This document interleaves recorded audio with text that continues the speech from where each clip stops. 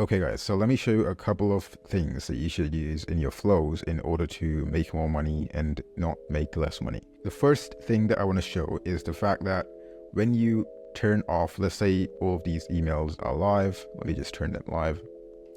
Right, so when you turn flows live, and then let's say you want to turn one of these emails off, right? So you might put it to draft, or you might put it to manual, or you might just delete the email itself, right? You could just press here and press delete.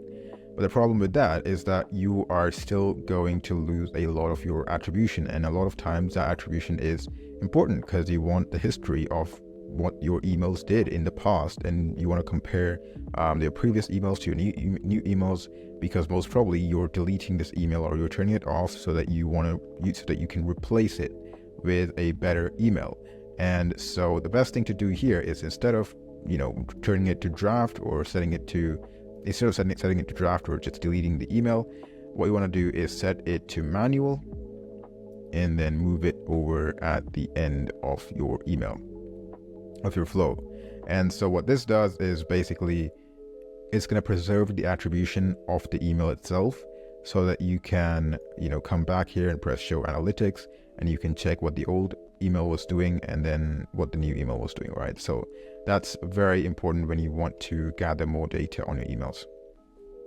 The other thing is, a lot of times you will want to replace one flow with a different flow without actually doing it in the same flow. So what I mean by that is, I have a client right now where the welcome series is already sending to people and it's working, and we have made a new welcome series for them, and it's basically, our choices were either to replace all of the emails in their original welcome series, or create a new flow and then set that new flow live and then turn off the previous flow.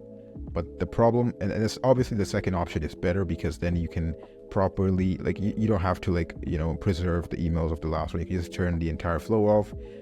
There's a lot of reasons why the second option is better, but the problem with the second option is that there are already people in the original flow. And so if you were to turn the original flow off, then what happens is that let's just say I'm a new subscriber for the welcome series and I've just received email number 1. Well, I still have to receive email number 2 and 3 and 4.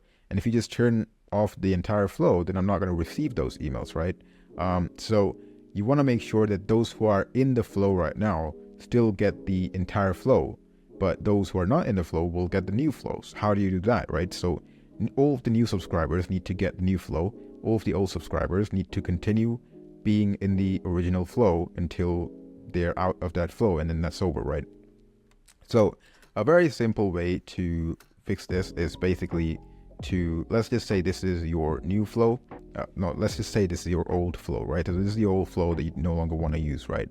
And you basically got all of these flows, emails that are live, and you want to turn them off. Well, don't actually turn them off, because people are still in the flow. So what you want to do is just put a conditional split over here, and then set that to, let's just say, properties about someone, and email equals Kevin at whatever, right? Just set it to anything. It doesn't really matter. You can just send it to ABCDE and then save. Right, so email equals, there's no one in the world whose email is equal to ABCDE, and so what's going to happen is all of them are going to go to the no path. So anyone who enters this flow is going to exit the flow immediately, right? But anyone who is already in the flow is probably over here, and they're not going to have to answer the conditional, and so they will safely pass through the flow, and they will get all of your emails, and then they'll exit the flow. And once all of the people are done, there's no, when you press show analytics, it should not show waiting in any of the blocks over here or any of the emails. And if that's the case, then you can safely turn off the entire flow after that. And as for the new flow, you just set it up as usual without any extra conditions or anything like that. And that's how you fix the problem. And now you have two flows running side by side. One of them is going to expire, and then you can turn that off, and the new one is your new flow, and it's going to make you more money. And you did not lose the money that you were making from the original flow. So that was a quick video for today, and I'll see you guys later. If you want more data-driven technical insights on email marketing, subscribe to my channel, and I'll see you later.